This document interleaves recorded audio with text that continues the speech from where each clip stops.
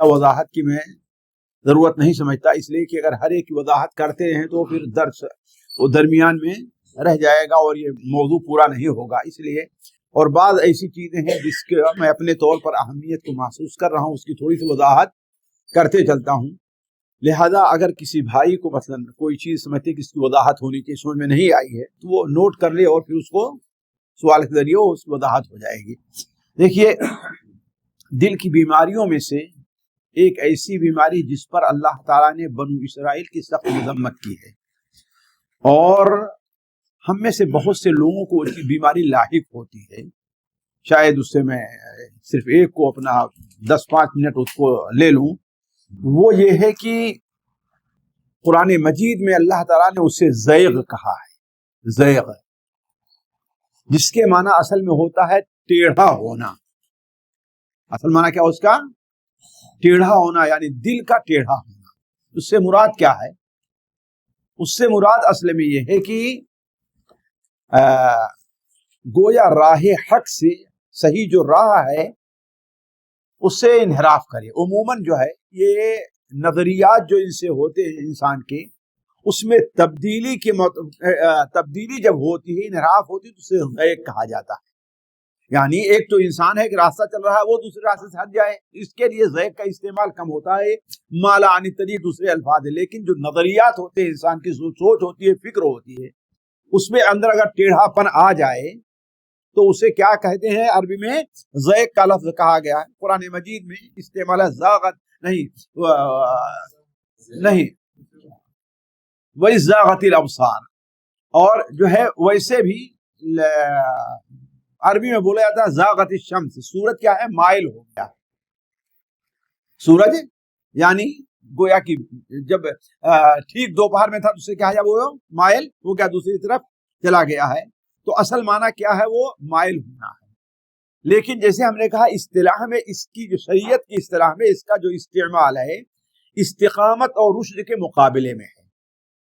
یعنی بندہ اپنے دین پر مستقیم نہ رہے، ثابت قدم نہ رہے، بلکہ بدعات ہے، خرافات ہے، شرک ہے، نفاق ہے، اس کی طرف مائل ہو جائے.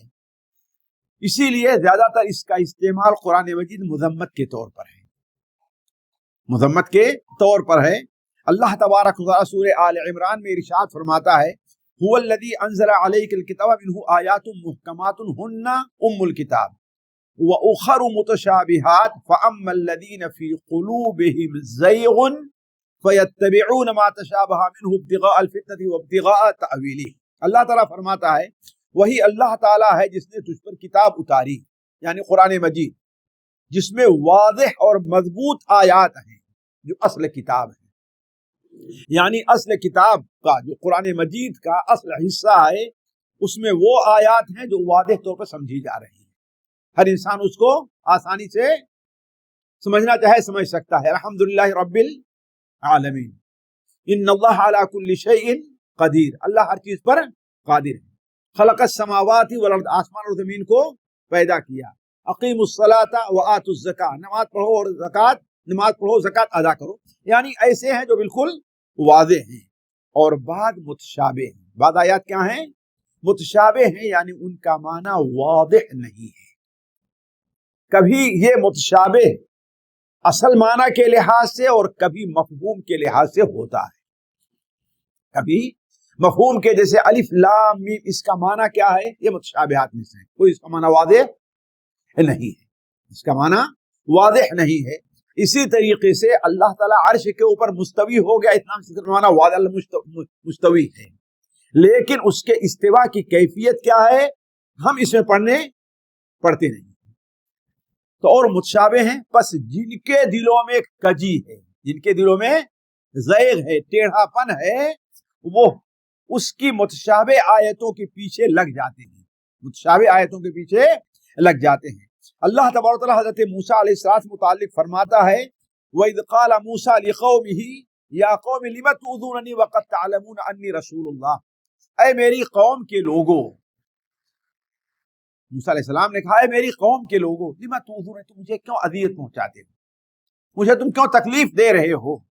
وَقَدْ تَعْلَمُونَ أَنِّي رَسُولُ اللَّهِ، حالانکہ تم جانتے ہو کہ میں اللہ تعالیٰ کا رسول.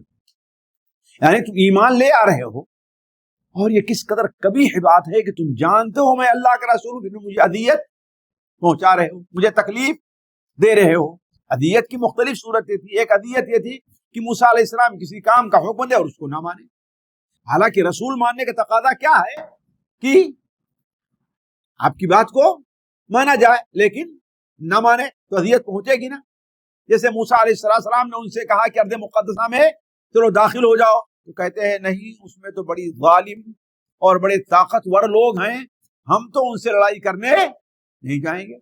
موسیٰ علیہ السلام نے کہا اللہ تعالیٰ کا حکم ہے، جب تم داخل ہوگے کامیاب ہوگے تمہیں جیت ملے گی، لیکن آخر میں نہیں جائیے، آپ اور آپ کا رب لڑے، ہم بیٹھے انتظار کرتے ہیں، جب آپ کو فتح مل جائے گی تو ہم بھی آپ کو داخل ہو جائیں گے۔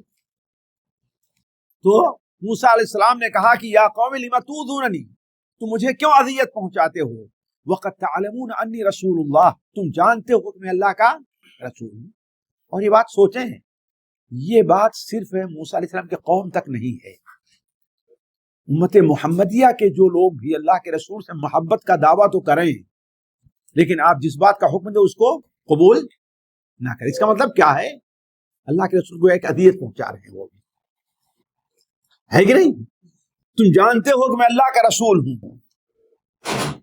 پھر فرمایا اللہ نے فَلَمَّا زَاغُوا أَزَاغَ اللَّهُ قُلُوبَهُمْ، جب وہ ٹیڑھے ہوئے تو اللہ نے بھی ان کے دل کو ٹیڑھا کر دیا، یعنی جب زیغ ان کو لاحق ہوا تو اللہ نے ان کو کیا ہے؟ ٹیڑھا کر دیا۔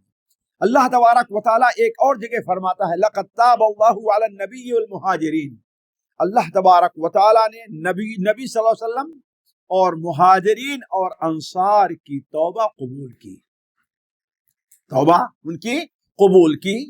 وہ انصار اور مہاجرین جنہوں نے مشکل گھڑی میں نبی کا ساتھ دیا تھا، یہ غزوہ تبوک سے متعلق، مشکل گھڑی میں اس وقت ہے من بعد ما کاد یزیغ قلوب فریق منہم، اس وقت ہے کہ بہت سے لوگوں کے دل ٹیڑھے ہو رہے تھے، یعنی نبی صلی اللہ علیہ وسلم کے ساتھ جانے کے لیے بہت سے لوگ نہیں چاہتے تھے، بہت سے منافقین گئے ہی نہیں، اور بہت سے صحابہ کے دل میں یہ تھا کہ ابھی تو ہمارے پھل پک رہے ہیں، ابھی تو پھلوں کے توڑنے کا وقت ہے، ایسے وقت میں کیسے جائیں؟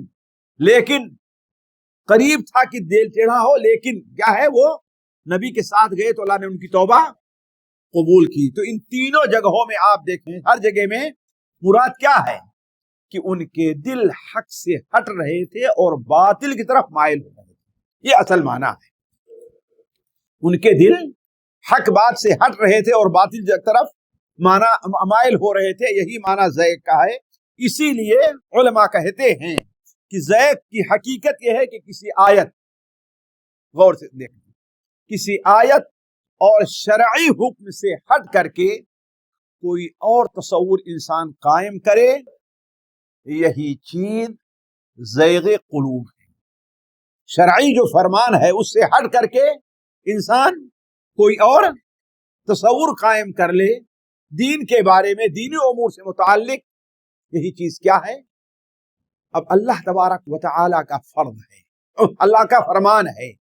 میں مثال دوں، جیسے ہمارے یہاں بہت سے لوگ، اس کے اندر خاص طور ہمارے بعض علاقوں میں موجود ہے کہ اگر کوئی شخص زنا کرتا ہے کسی عورت کے ساتھ تو دو صورت ہے، شادی شدہ ہے یا غیر شادی شدہ۔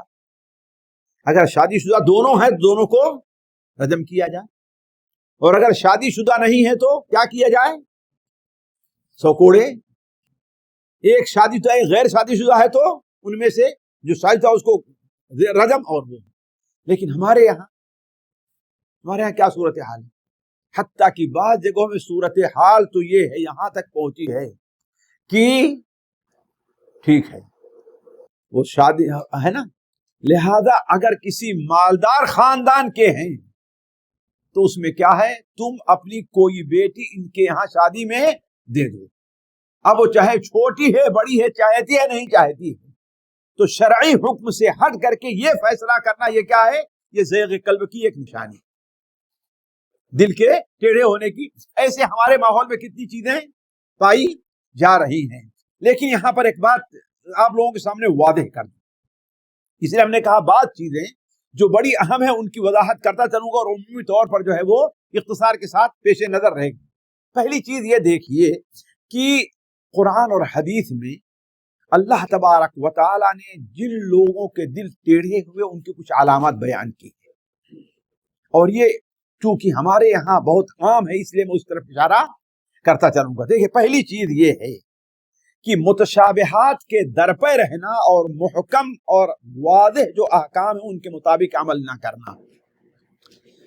ابھی اللہ تعالیٰ نے فرمایا ہے کہ قرآن مجید نازل کیا منہ آیات محکمات، اس کے اندر کیا ہیں؟ زیادہ آیتیں کیا ہیں؟ محکم ہیں. نماز پڑھنے کا حکم ہے، روزہ رکھنے کا حکم ہے، سچ بولنے کا حکم ہے، جھوٹ سے پرہیز کرنے کا حکم ہے، صلہ رحمی کا حکم ہے، جتنے احکام ہیں. تو انسان ان چیزوں پر تو عمل نہ کرے اور کوتاہی کرے، اور بعض جو متشابہات ہیں ان کے پیچھے پڑا رہے انسان. بہت سے لوگ دیکھیں گے بعض ایسے سوالات کریں گے جن سوالات کا ان کی عملی زندگی سے کوئی. اب یہ ہے کہ آدم علیہ السلام کا نکاح کس نے پڑھایا تھا بھائی؟ سوال ہوتا ہی نہیں ہوتا. اور عموماً ایسے ہی لوگ سوال کریں گے جو لوگ دین کے بارے میں ہوتا ہوں.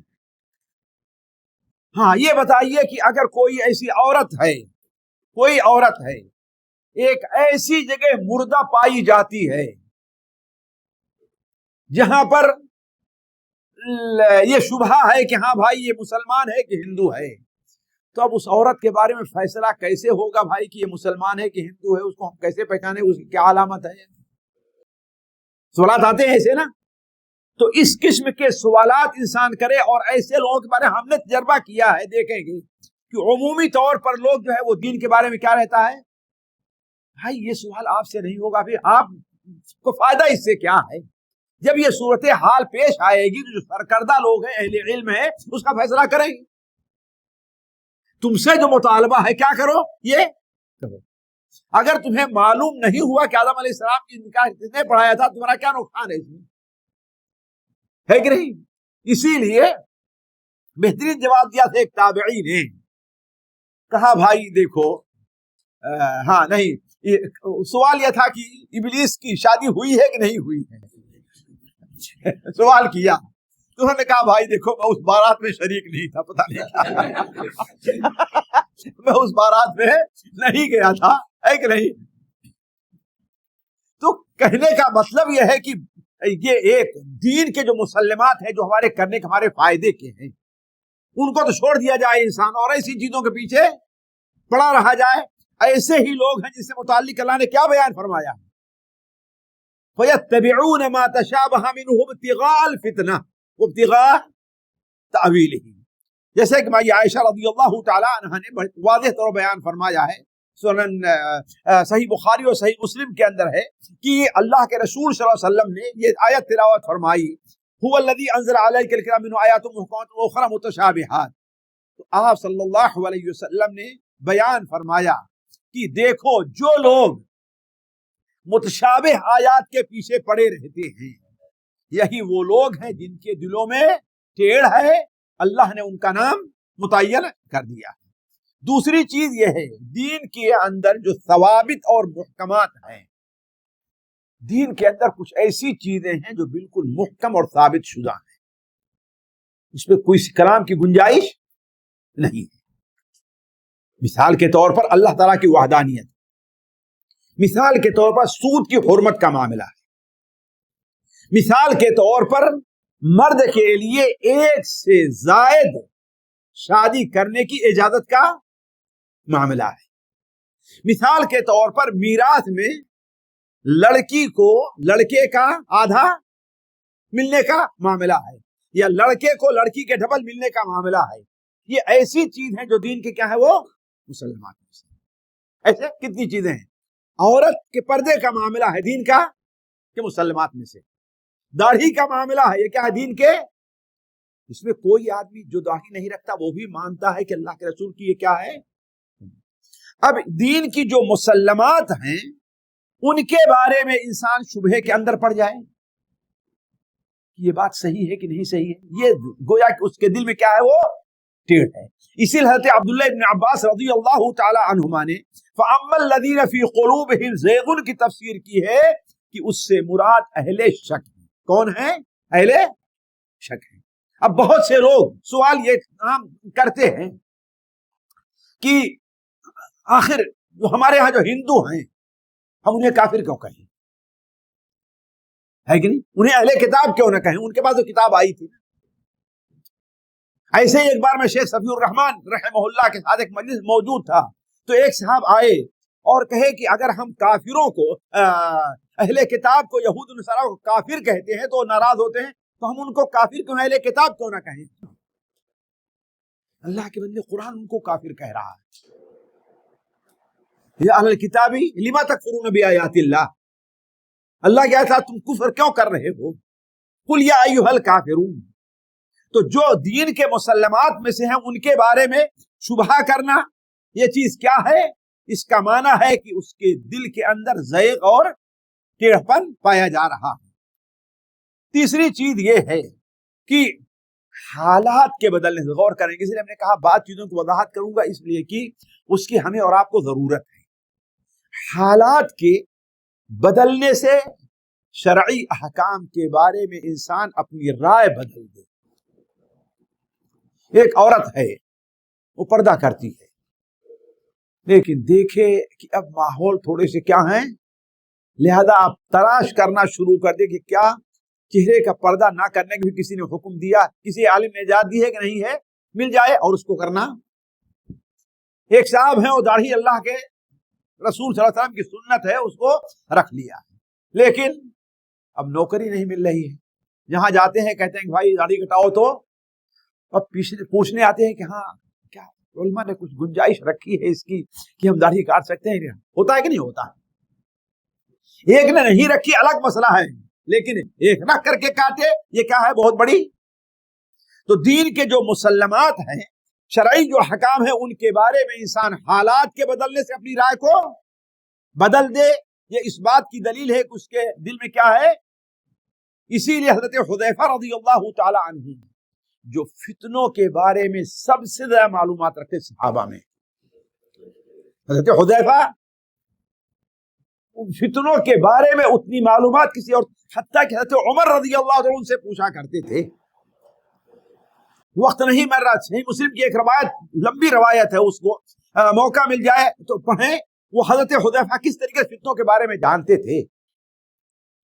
تو حضرت حذیفہ بیان کرتے ہیں کہ اگر تم میں سے یہ جاننا چاہتا ہے کوئی کہ آیا وہ فتنے کے اندر مبتلا ہوا کہ نہیں مبتلا ہوا, اور یہ فتنہ مختلف ہے, زیغ ٹیڑھا پن ہونا یہ بھی ایک قسم کا فتنہ ہے نا. وہ مبتلا ہے یا مبتلا نہیں ہے تو آسانی سے اس کو اندازہ لگا لے. وہ کیسے؟ کہا کہ اگر یہ دیکھے کہ پہلے کسی چیز کو حلال سمجھ رہا تھا اب حرام سمجھنے لگا ہے. جیسے کچھ لوگ کہتے ہیں نا کہ ایک وقت تھا کہ اللہ تعالیٰ نے مسلمانوں کو ایک سے زائد شادی کرنے کی اجازت دی تھی. کب؟ جب غزوہ احد کے اندر 70 مسلمان شہید ہو گئے تھے. عورتیں بیوہ تھی کوئی اس وقت ان کے خدمت کا, تو اللہ کے رسول نے کیا ہے ایک سے زائد شادی کرنے کی اجازت دے دی. شبہ پیش کرتے ہیں لوگ نا بہت زیادہ. تو کہا کہ کیا دیکھو ایک چیز کو تم پہلے حرام سمجھتے تھے اب اس کو حلال سمجھنے لگے ہو, یا پہلے حرام حلال سمجھتے پہلے حرام سمجھتے اس کو حلال سمجھنے لگے ہو, یا پہلے حلال اس کو حرام. اگر تمہاری یہ کیفیت ہو جائے تو یقین مانو کہ تمہیں فتنہ لاحق ہوا, تمہیں فتنہ لاحق ہوا ہے. اب ایک بڑے اختصار کے ساتھ یہ چیز کہ انسان کا دل کج کیوں ہوتا ہے, انسان اس سے پرہیز کرے. کیوں دل ٹیڑھے کیا ہوتے ہیں؟ دیکھیے پہلی وجہ تو یہ ہوتی ہے کہ ہمارا اور آپ کا ایمان ہے کہ اللہ غالب نہیں, بلا وجہ اللہ کسی کو دل کو ٹیڑھا نہیں کرتا, کسی کے دل میں فتنہ پیدا نہیں کرتا. اس میں ہمارا اور آپ کا بہت بڑا دخل ہوتا ہے, انسان کا اپنے عمل کا بہت بڑا دخل ہے. اسی لیے اللہ تبارک و تعالی نے حضرت موسیٰ علیہ السلام قوم کے بارے میں کیا فرمایا؟ فلما زاغوا ازاغ اللہ قلوبهم. جب ٹیڑھے ہوئے تو اللہ نے ان کے دلوں کو ٹیڑھا کر دیا. صرف اللہ قلوبهم, وہ پھرے وہاں سے تو اللہ نے ان کے دل کو بھی پھیر دیا. تو بسا اوقات انسان کے دل کو جو کجی لاحق ہوتی ہے اس میں بہت بڑا دخل کس بات کا ہوتا ہے؟ خود انسان کی اپنی لاپرواہی اپنے عمل کا ہوا کرتا ہے. دوسری چیز، دنیا میں انسان مشغول ہو جائے اور آخرت کو بھول جائے تو کیا ہوتا ہے؟ اس کا دل ٹیڑھا ہو جاتا ہے، اس کے دل کو کجی لاحق ہوتی ہے. اور یہ چیز ساتھیوں ہم اور آپ آسانی سے محسوس کرتے ہیں. آپ جو ہے دینی مجلس کے اندر حاضر ہوتے رہیے، علماء کا وعظ سنتے رہیے، آپ کے دل کو قوت ملے گی، دین پر استقامت آپ کو حاصل ہوگی، ہے نا؟ لیکن دینی مجلس سے آپ دور ہو جائیے، اٹھنا بیٹھنا، ایسی چیزیں پڑھنا آپ چھوڑ دیجئے تو کیا ہوگا؟ آپ کے دل کمزور ہوتا جائے گا اور کبھی اس کو اندر لاحق ہو جائے گی. تو دنیا کے اندر مشغول ہونا اور آخرت کو بھول جانا، اس سلسلے میں سورہ الانعام کے اندر جو 8ویں پارے کے اندر ایک آیت ہے، اللہ تعالیٰ فرماتے ہیں وَلِتَصْغَى إِلَيْهِ أَفْئِدَةُ الَّذِينَ لَا يُؤْمِنُونَ بِالْآخِرَةِ وَلِيَرْضَوْهُ وَلِيَقْتَرِفُوا مَا هُمْ مُقْتَرِفُونَ. اس سے پہلے اللہ تعالیٰ بیان فرمایا ہے کہ ہم نے ہر نبی کے لیے انس اور جن میں سے کچھ شیطان متعین کی ہے. جو نبی ہوتا ہے اس کی مخالفت جو ہے شیطان بھی کرتا ہے اور جنات بھی اور انسان بھی کرتے ہیں، اور اس میں جن اور انس ایک دوسرے کی مدد کرتے ہیں. خاص طور پر شیطان اور جن جو ہوا کرتا ہے انسانوں کو دلائل اور شبہات اس کے دل میں ڈالتا ہے اور سکھاتا رہتا ہے. تو پھر اللہ تعالیٰ کیوں؟ اللہ تعالیٰ فرماتا ہے کہ یہ جو انسانوں کے دل کو شیطان سنا ہے، اس لیے وَلِتَصْغَى إِلَيْهِ أَفْئِدَةُ الَّذِينَ، تاکہ وہ لوگ جن کے جو آخرت پر ایمان نہیں لے آتے ہیں، وَلِتَصْغَى إِلَيْهِ، اس کی طرف شیطان طرف اس کے دل جو ہے وہ مائل ہو جائے. کیوں؟ جو آخرت پر ایمان نہیں لے آتے. اسی طریقے سے تکبر سے کام لینا اور حق سے اعراض کرنا. کبر ساتھیوں دل کی بیماریوں میں سے ہے، وقت رہا تو اس کا ذکر آئے گا.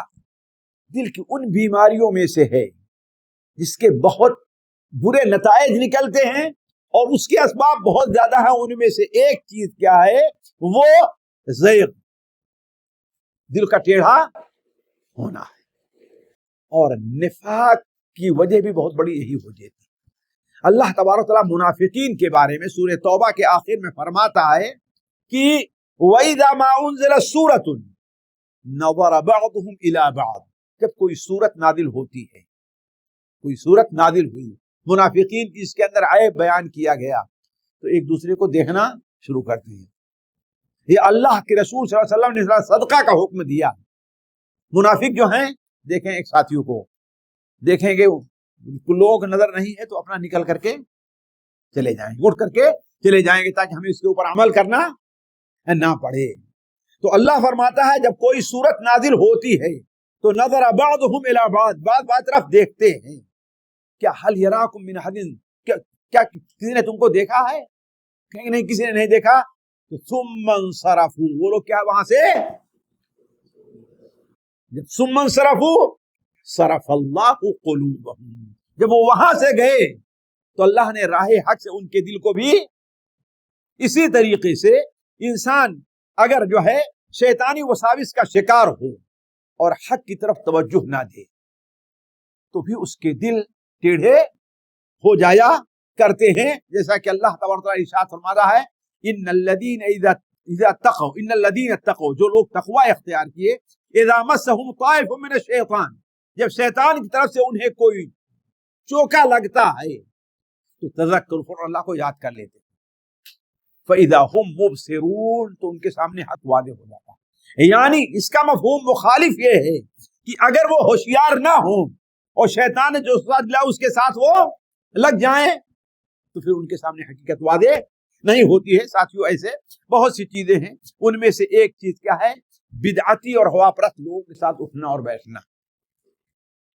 جو ان کے ساتھ اٹھتا بیٹھتا ہے وہ ایسا ہی اس کا دل کیا ہے وہ مائل ہو جاتا ہے. یہ چیز جو ہے ظاہر بات آپ لوگوں کے سامنے جو ہے وہ صبح رکھی جا چکی ہے.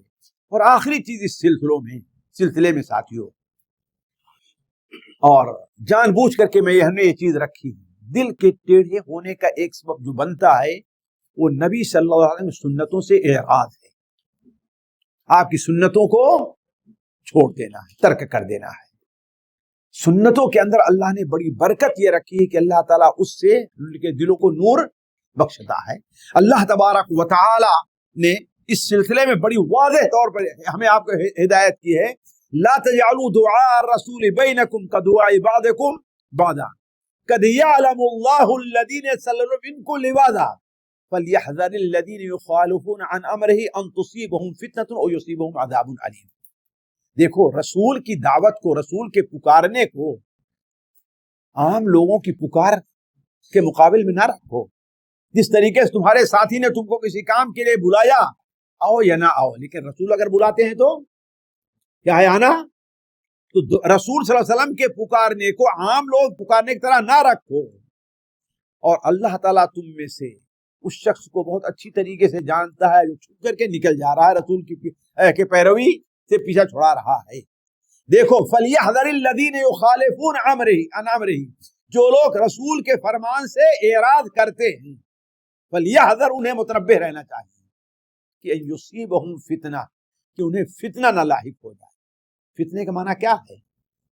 کفر کی طرف مائل ہونا چاہتا۔ عبداللہ ابن حضرت حنبل رحمہ اللہ نے کہا کہ کہیں ان کے دل کے اندر کفر نہ پیدا ہو جائے۔ اسی لیے اس سنت کو، اس حدیث کو یاد کریں جو صحیح بخاری میں حضرت ابو صدیق رضی اللہ تعالیٰ عنہ سے متعلق ہے۔ انہوں نے فرمایا تھا اس وقت جب کہ اسلام کے اوپر چاروں طرف سے حملہ ہو گیا تھا، لوگ مرتد ہو گئے تھے، اور مدینہ منورہ اور مکہ مکرمہ اور طائف، ان تین شہروں کے علاوہ عام طور پر لوگوں میں ارتداد پھیل گیا تھا۔ اس وقت حضرت عمر صدیق سے لوگوں نے کہا کہ اسامہ کا جو لشکر شام کی طرف جا رہا ہے جہاد کے لیے، اس کو روک دیجیے، آپ اس کو روک دیجیے، اس لیے کہ یہاں پر ابھی کیا ہے، وہ ضرورت ہے۔ کہاں؟ ہمارے علاقے میں جو یہ فتنہ پیدا ہو گیا ہے۔ تو حضرت ابوبکر نے کیا کہا تھا؟ اللہ کے رسول نے جس جھنڈے کو اپنے ہاتھ سے باندھا اس کو میں، اور اس وقت کہا تھا کہ جو لوگ زکوٰۃ دیتے تھے اور زکوٰۃ میں جانور کے ساتھ اس کی رسی بھی دیا کرتے تھے، جس جانور کو زکوٰۃ میں دیا اس کے ساتھ اس کی رسی، اب اگر اس رسی کو روکتے ہیں پھر بھی ان سے جہاد کروں گا۔ اس وقت کہا تھا لست تارکا شیئا کا رسول اللہ صلی اللہ علیہ وسلم یعمل بہ، میں اس چیز کو قطعاً نہیں چھوڑ سکتا جو رسول صلی اللہ علیہ وسلم نے کیا ہے، الا عملت بہ، اس لیے میں اس کے اوپر عمل کروں گا۔ اس لیے کہ اگر ہم نے ان میں سے کسی کو چھوڑ دیا تو ہمیں ڈر ہے کہ ان ازیغ، میں صحیح راستے سے بھٹک جاؤں گا۔ تو سنتوں کا اہتمام، سنتوں پر عمل کرنا، یہ بڑی اہم چیز ہے۔ خیر، کہنے کا مطلب یہ تھا کہ دل کی بیماریوں میں سے ایک بیماری کیا ہے، وہ زیغ، یعنی دل کا ٹیڑھا ہونا ہے، اور یہ بڑی خطرناک بیماری ہے، اس سے پرہیز کرنا چاہیے۔ 13واں جو ہے، جو دل کا مرض ہے، وہ مرض ہے غیظ، جس کا معنی ہوتا ہے ناراض ہونا اور چڑ جانا۔ ناراض ہونا اور چڑھنا۔ عام طور پر غیظ کا معنی جو غصہ کیا جاتا ہے، یہ عام غصہ نہیں ہے۔ ایک ہوتا ہے انسان، کیا ہے وہ غصہ ہوتا ہے، لیکن اس سے کیا ہے وہ چڑھتا ہے، چڑ پیدا ہوتی ہے۔ تو یہی معنی ہے غیظ کا، اس غیظ کا۔ اسی لیے غضب میں اور غیظ میں یہ فرق ہے۔ غضب جب ہوتا ہے، غصہ جیسے آگے آئے گا، تو اس میں انسان کے اندر انتقامی کیفیت پیدا ہوتی ہے، اور غیظ میں انتقامی نہیں بلکہ صرف انسان چڑھتا ہے بس۔ تو اسی لیے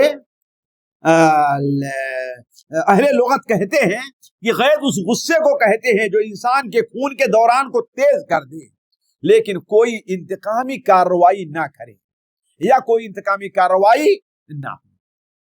جیسے کہ اللہ تبارک و تعالیٰ ارشاد فرماتا ہے، ہا انتم اولائی تحبونہم ولا یحبونکم، دیکھو تم لوگ ایسے ہو جو ان کافروں سے، اہل کتاب سے محبت کرتے ہو، لیکن ولا یحبونکم، وہ تم سے محبت نہیں کرتے۔ آج جس طریقے سے دیکھیں مسلمان کافروں کے بارے میں کس جگہ کس طریقے سے نرم پہلو اختیار کرنا چاہتے ہیں، اور وہ چڑھتے چلے آ رہے ہیں، نرم پہلو اور وہ چڑھتے.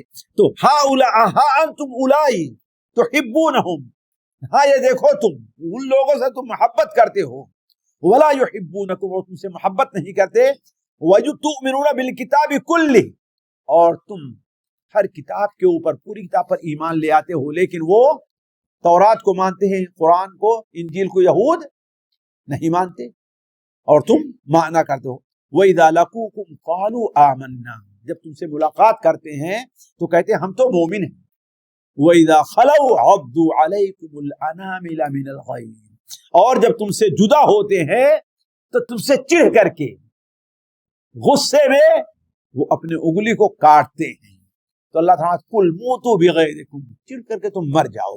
اللہ تمہارے دلوں کی باتوں کو جانتا ہے. اور اس مسلمانوں سے متعلق اللہ تعالیٰ ارشاد فرماتا ہے وَمَثَلُهُمْ، جیسا کہ رات کے درس میں ہم نے کہا تھا کہ صحابہ کی مثال دیتے ہوئے اللہ نے کیا بیان فرمایا ہے، وَمَثَلُهُمْ فِي الْإِنْجِيلِ كَزَرْعٍ أَخْرَجَ شَطْأَهُ، ان کی مثال انجیل میں کیا بیان کی گئی ہے، اس کھیتی جیسی ہے، اس پودے جیسی ہے، اخرج شطأہ، جس کا پودا نکلا، فاستغلظ، پھر وہ مضبوط ہو گیا، فاستوى على سوقه، اور اپنے تنے کے اوپر وہ کھڑا ہو گیا. یعجب الزراع، کسان کو تو یہ چیز اچھی لگتی ہے کہ اور لیغیظ بہم الکفار، تاکہ اس سے کافروں کو چڑھ. تو صحابہ کرام سے چڑھ ہونا یہ کیا ہے، مسلمانوں کی نہیں کافروں کی نشانی ہے. اسی طریقے سے ساتھیوں تھوڑا سا رک کر کے غیظ سے ملتی جلتی صورت کیا ہے، غضب ہے. غضب کے معنی کیا ہے، غصہ ہونا، سخت غصہ اور غضبناک ہونا، سخت غضبناک ہونا. نبی صلی اللہ علیہ وسلم نے اس کی کیا تعریف کی ہے غصے کی. آپ صلی اللہ علیہ وسلم نے ارشاد فرمایا کہ وَإِنَّ الْغَضَبَ جَمْرَةٌ فِي قَلْبِ ابْنِ آدَمَ، تتوقد، غصہ آگ کی ایک چنگاری ہے جو انسان کے ابن آدم کے دل میں بھڑک اٹھتی ہے. کیا تم دیکھتے نہیں ہو اِلَى حُمْرَةِ عَيْنَيْهِ، کہ غصہ ہوتا ہے تو آنکھیں سرخ ہو جاتی، لال ہو جاتی ہیں. وَانْتِفَاخَ أَوْدَاجِهِ، اس کی رگیں کیا ہیں، پھول جاتی ہیں. تو فَإِذَا وَجَدَ أَحَدُكُمْ ذَلِكَ فَلْيَجْلِسْ، اگر انسان کسی کو یہ کیفیت ملے تو کیا ہے، اسے بیٹھ جانا چاہیے، یا آپ نے فرمایا زمین سے اپنے آپ کو چمٹا دینا چاہیے. ساتھیوں چونکہ غیظ اور غضب یہ جو ہے، غصہ اور چڑھنا، اس کے عموماً نتائج برے نکلتے ہیں. کہ نتائج عام طور پہ کیا ہے، وہ برے نکلتے ہیں. اور بسا اوقات غصے کی وجہ سے لوگوں کے اندر فساد لائی پیدا ہو جاتی ہے. اس لیے اللہ کے رسول صلی اللہ علیہ وسلم نے اس سے منع فرمایا. کس سے، غیظ اور غضب دونوں سے منع فرمایا ہے.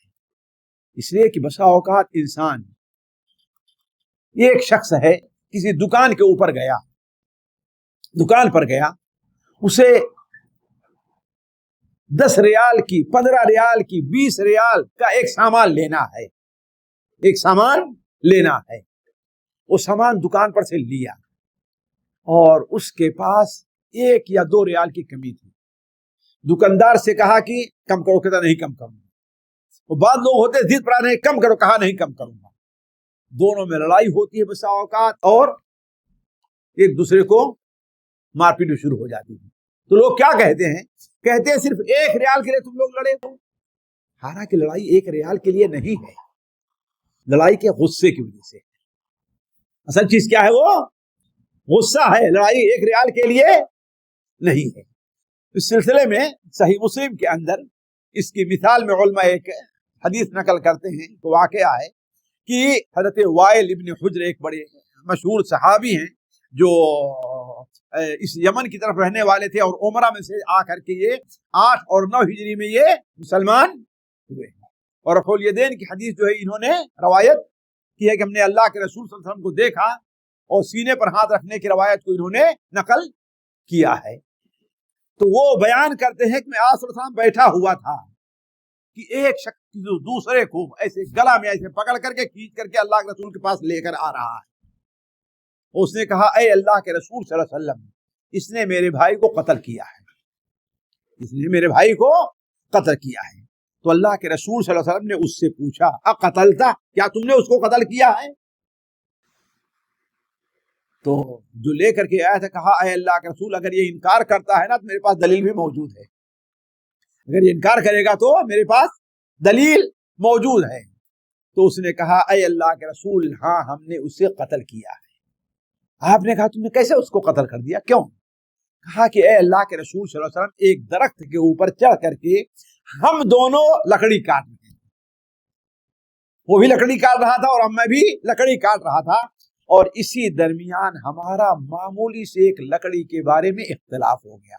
ہو سکتا ہے یہ میرا اپنا کہنا ہے، کاٹ کر کے گرایا ہوگا، کسی نے کہا یہ میری ہے، کسی نے کہا یہ، یا ہو سکتا ہے لکڑی طرف پکا، اس نے کہا نہیں میں اس کو کاٹوں گا، میں یہاں پر پہلے پہنچ جاؤں، دوسرا کہا ہوگا میں اس کو کاٹوں گا، اس سے کوئی اختلاف ہو گیا۔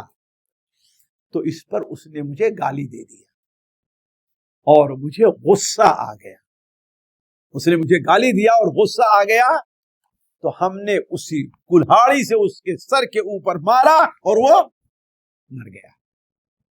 تارا کل حال آخر تک حدیث ہے، کہنا کہ یہ ہے کہ آخر جو ہے اس نے غصے میں قتل کیا نا، تو غصے کا نتیجہ کیا ہوتا ہے؟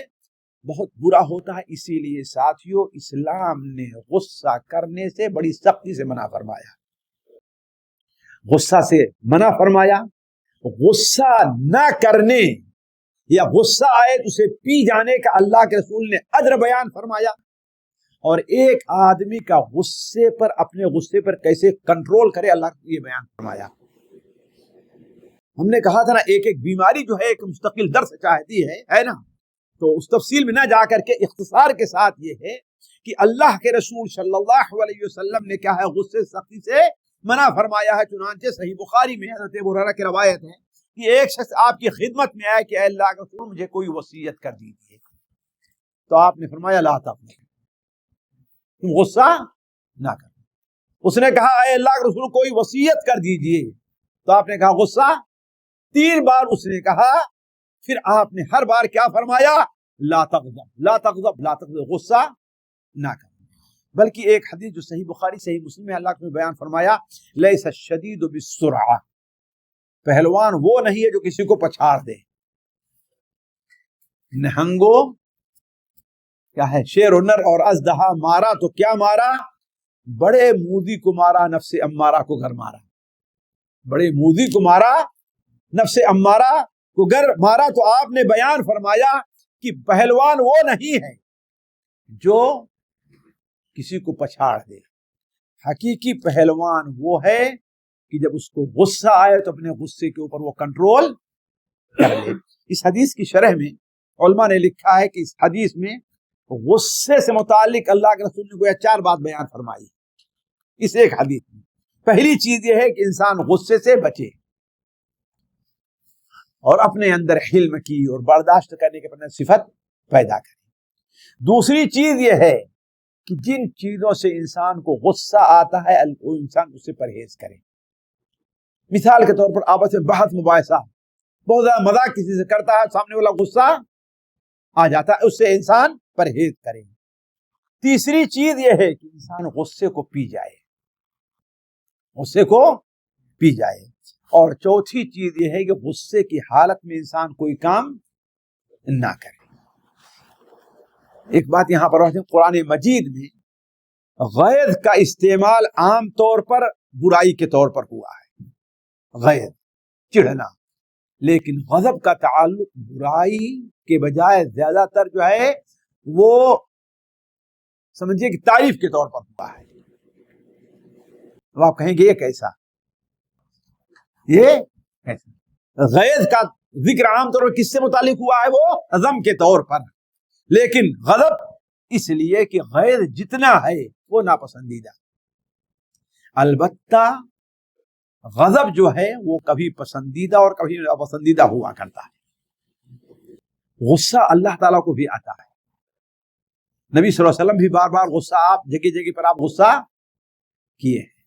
تو غصہ کبھی محمود ہوتا ہے اور کبھی کیا ہے وہ مذموم ہوتا ہے اور کبھی جائز ہوتا ہے۔ اس میں مثال دوں آپ لوگوں کو، دیکھیے محمود وہ غصہ جو غصہ کیا ہے اچھا ہے. وہ غصہ اللہ تعالیٰ کا غصہ ہونا, اللہ کے رسول کا غصہ ہونا, یا دین کے کسی بات کو وہاں پر اس کی تذلیل کی جا رہی ہو, دین کے کسی مذاق اڑایا جا رہا تو اس کے اوپر انسان کا غصہ آ جانا, یہ انسان کی کیا ہے, وہ محمود ہے. جیسے اللہ تعالیٰ ارشاد فرماتا ہے وَمَن يَقْتُلْ مُؤْمِنًا مُتَعَمِّدًا فَجَزَاؤُهُ جَهَنَّمُ خَالِدًا فِيهَا وَغَضِبَ اللَّهُ عَلَيْهِ وَلَعَنَهُ وَأَعَدَّ لَهُ عَذَابًا أَلِيمًا. اللہ اس کے اوپر ناراض ہوتا ہے.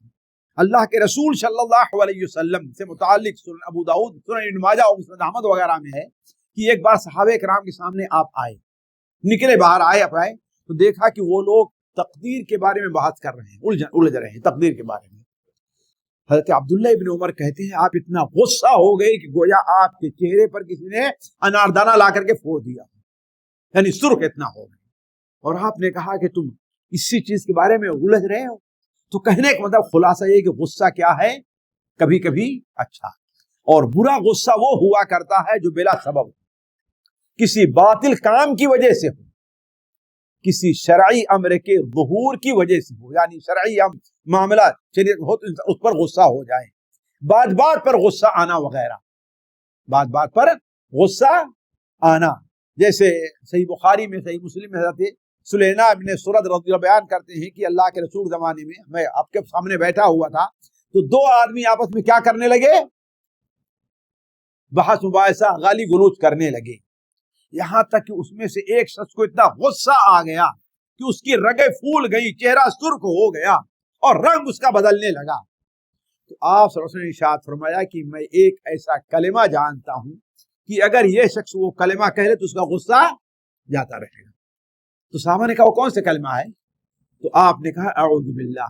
تو یہ صحابی بھاگے ہوئے گئے, اس کے بعد کو غصہ آیا تھا کہ اللہ کے رسول یہ کہہ رہے ہیں. تو کہا تجھے مجنون پاگل سمجھتا ہے, میں پاگل ہوں کہ میرے پر شیطان سوار ہو گیا ہے, یعنی وہ گویا کہ بالکل ایسا پاگل ہو گیا تھا, سمجھ نہیں پا رہا. تو یہ غصہ جو ہے وہ مذموم, یہ غصہ مذموم ہے. اور جائز غصہ ایسا ہے کہ جائز باتوں پر, دل کی بیماریوں میں سے ایک بیماری, ہاں ایک اور بیماری ہے, اور اللہ تعالیٰ اس سے ہمیں اور آپ کو محفوظ رکھے. وہ بیماری کیا ہے, بلکہ دو کا اللہ تعالیٰ نے اگر وقت دیا تو دو بیماریاں میں یہاں رکھتا ہوں. کہ ایک بیماری تو ہے, اردو میں دو الفاظ بولا جاتا ہے, ایک نا امیدی اور ایک مایوسی, یہ دو الفاظ بولے جاتے ہیں, نا امیدی اور مایوسی. نتیجہ کے لحاظ سے تقریباً دونوں ایک ہیں. عربی میں ایک کے لحاظ سے قنوت کا لفظ ہے, قاف نون واو اور طا, فیئوس قنوط, اور ایک کے لیے یاس کا لفظ آیا ہوا ہے, یاس, یا الف اوپر حمزہ ہے اور سین. تو قنوت کا ترجمہ جو ہے ہم نے جو سمجھا ہے ساتھیوں, یہ نا امیدی سے کیا ہے, اور یاس کا جو ترجمہ ہم نے کیا ہے کیا, مایوسی سے کیا ہے. اس کی تھوڑی سی وضاحت ہے. قنوت یہ ہے کہ انسان اس امید کو کھو بیٹھے کہ اسے اللہ کی طرف سے کوئی خیر پہنچنے والی ہے, اللہ کی طرف سے اسے کیا ہے, کوئی خیر پہنچنے والی. اب مثال کے طور پر سخت قحط سالی پڑ رہی ہے نا, اب انسان یہ نا امید ہو جائے کہ اب اس سال بارش ہوگی, یا انسان بیمار ہے, انسان بیمار ہے اور اس بیماری سے اب نا امید ہو جائے کہ اسے شفا ملنے والی, یا مسلمانوں پر آج جو حالات ہیں, اب انسان نا امید ہو جائے کہ اب اسلام کا اعلان ہو گئی کیا, کہ اب جو ہے انسان ہمارے مسلمانوں کے اوپر سے یہ جو ذلت ہے یہ ختم ہونے والی نہیں ہے, مسلمانوں پر اچھے حالات دوبارہ نہیں آئیں گے. اللہ تبارک و تعالی نے قرآن مجید میں یہ صفت کمزور ایمان والوں کی بیان کی, وَإِذَا أَذَقْنَا النَّاسَ رَحْمَةً فَرِحُوا بِهَا وَإِن تُصِبْهُمْ سَيِّئَةٌ بِمَا قَدَّمَتْ أَيْدِيهِمْ إِذَا هُمْ يَقْنَطُونَ. جب ہمیں ہماری طرف سے ان کو کوئی رحمت پہنچتی ہے تو خوش ہو جایا کرتے ہیں، اور اگر کوئی برائی تکلیف پہنچی اور ان کے خود اپنے کیے کے نتیجے میں، تو کیا ہے پھر وہ لوگ کیا ہے نا امید ہو جاتے ہیں کہ اب ہمیں کوئی خیر پہنچنے والی نہیں ہے۔ تو یہ صفت ایک مومن کے لیے قطعاً مناسب نہیں ہے، چاہے جو اس کے اوپر حالات آ جائیں، جس حال میں ہو، ایک مومن اللہ تعالیٰ کے رحمت سے، اللہ تعالیٰ کی طرف سے مصیبت کے دور ہونے سے کبھی بھی انسان نا امید نہیں ہوتا ہے۔ حضرت ابراہیم علیہ السلام کے واقعے کے اوپر آپ نظر رکھیں، سورہ ہجر کے اندر اللہ تعالیٰ فرماتا ہے کہ جب فرشتے حضرت آدم علیہ السلام کے پاس آئے اور حضرت ابراہیم علیہ السلام کے پاس آئے، حضرت ابراہیم علیہ السلام انہیں مہمان سمجھا نا، لہذا مہمان نوازی کے لیے کیا ان کے سامنے کھانا پیش کیا، کھانے کے لیے بچا لے کر کے آئے، تو دیکھا کہ ان کے ہاتھ اب بڑھ نہیں رہے ہیں اس طرح۔ کس طرح؟ کھانے کی طرف ہاتھ نہیں بڑھ رہے ہیں۔ تو حضرت ابراہیم علیہ السلام پریشان ہوئے، کہیں یہ دشمن تو نہیں ہے کہ دشمن ہمارے یہاں آیا اور ہمارا کھانا نہیں کھانا چاہے، کیا ہے؟ تو فرشتوں نے اس وقت کہا تھا لا توجل انا نبشروک بغلام حلیم، آپ پریشان نہ ہو، گھبرائیے نہیں، ہم آپ کے دشمن نہیں ہیں، ہم اللہ کے فرشتے ہیں اور ہم کھانا نہیں کھاتے، ہمارے آنے کا مقصد یہ ہے کہ ہم آپ کو ایک علم والے اور سمجھدار بیٹے کی بشارت دے رہے ہیں، نبشروک بغلام علیم۔ ساتھیو قرآن مجید میں حضرت ابراہیم علیہ السلام کو دو بیٹوں کے ملنے کا ذکر ہے، حضرت اسماعیل، حضرت اسحاق۔ حضرت اسماعیل کے بارے میں جہاں وارد ہے بشرناہ بغلام حلیم، کیا ہے؟ بغلام حلیم۔ حلیم کے معنی کیا ہوتا ہے؟ صبر کرنے والا، بردبار، تکلیفیں برداشت کرنے والا۔ اس لیے کہ حضرت اسماعیل کو وقت آئے کہ ان کو ذبح کرنے کا حکم ہوگا، تو وہاں کس بات کی ضرورت ہے؟ علم کی نہیں، علم کی ضرورت ہے، تو وہاں غلام حلیم کہا ہے۔ اور جہاں حضرت اسحاق کا ذکر ہے اس لیے کہ ان کو نبوت ملنے والی تھی، حضرت ابراہیم کے بعد وہ نبی، ان کو نبوت بشارت بھی تھی، وہ بھی ورائی وبشرناہ باسحاق نبیا من الصالحین، ہم نے اسحاق کی بشارت دی حضرت ابراہیم علیہ السلام کو، اس لیے ان کے بعد کس کا ذکر ہے؟ علیم کا۔ کس چیز کا ہے؟ علیم کا۔ تو بشرناہ بغلام علیم۔ ابراہیم علیہ السلام پریشان ہو گئے کہ یہ کیا معاملہ ہے، ہماری بیوی 80-100 سال کی پہنچ رہی ہے، ایک تو ویسے ہی باج ہے اور دوسرے اب بوڑھی ہو گئی ہے، درخت سوکھ جائے تو اس کے ہرے پتے اس میں نہیں نکلتے ہیں۔ قال ابشرتمونی علی مسنی الکبر، تم ہمیں اس بات کی اب خوشخبری دے رہے ہو اس وقت جب تمہیں بڑھاپے کو پہنچ، فیما تبشرون، کیسی خوشخبری ہے یہ بھی؟ تو فرشتوں نے کیا کہا؟ بشرناک بالحق فلا تکن من القانطین، ہم آپ کو حق بات کی بشارت دے رہے ہیں، اللہ کی رحمت سے مایوس نا امید نہ ہوئیے۔ حضرت ابراہیم نے اس وقت کیا کہا تھا؟ قال ومن يقنط من رحمت ربه الا الضالون، اللہ تعالیٰ کی رحمت سے وہی نا امید ہوتے ہیں جو گمراہ لوگ ہیں۔ اسی لیے اللہ تعالیٰ مومنین کو خطاب کرتے ہوئے کیا فرمایا؟ یا عبادی الذین اسرفوا علی انفسہم لا تقنطوا من رحمت اللہ، اللہ تعالیٰ کی رحمت سے نا امید نہ ہو کہ اللہ تعالیٰ تمہارے گناہوں کو معاف نہیں کرے گا، بلکہ اللہ تعالیٰ کی ذات تو ہے تمہارے گناہوں کو نیکیوں میں بدل سکتا ہے کہ نہیں؟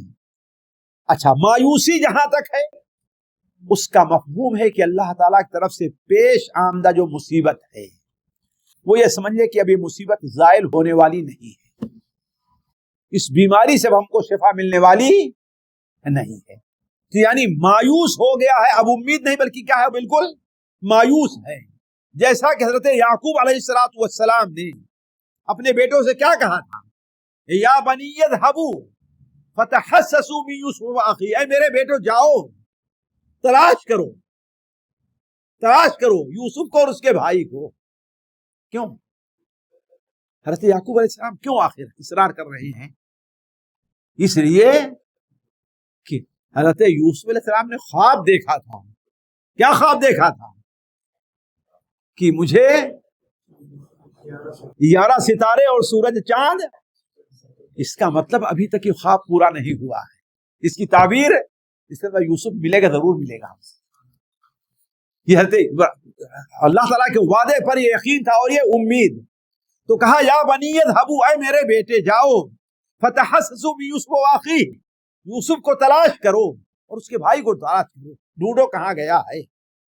ولا تقنطوا من رحمت اللہ ولا تیأسوا من روح اللہ، اللہ تعالیٰ کی رحمت سے مایوس نہ ہو. اس لیے کہ اللہ تعالیٰ کے رحمت سے وہی مایوس ہوتے ہیں جو کافر لوگ ہوا کرتے ہیں. تو مایوسی اور نا امیدی، یہ دونوں جو دل کی بیماریاں ہیں، یہ بیماریاں لاحق ہوتی ہیں. اس لیے انسان خودکشی کیوں کرتا ہے؟ جی مایوسی، اب مجھے شفا نہیں ملے گی. آج بہت سے مسلمان ایک وقت آتا ہے دین پر عمل کیے، داڑھی رکھے، لیکن داڑھی کو چڑھا دیتے ہیں کہ مایوس ہے، داڑھی رکھے تو ہمیں نوکری نہیں ملے گی. ایسا ہوتا ہی نہیں ہوتا. تو وہ لوگ اس بیماری کے اندر مبتلا ہیں. تو ہمیں جاننا چاہیے کہ یہ دونوں چیزیں شریعت کی نظر میں سخت قبیح ہے.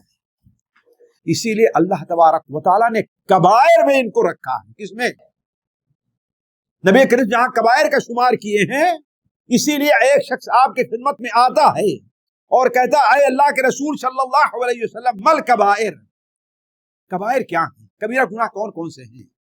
تو آپ نے فرمایا الاشراک باللہ، اللہ کا کو شرک، والیاس من روح اللہ، اللہ تعالیٰ کی رحمت سے مایوس ہونا، والقنوط من رحمت اللہ، اور اللہ تعالیٰ کی رحمت سے نا امید ہونا. یہ تینوں چیزیں کیا ہیں؟ وہ ذرا دیکھیں. قنوط اور مایوسی اور نا امیدی کو اللہ کے رسول نے شرک باللہ کے ساتھ رکھا ہے.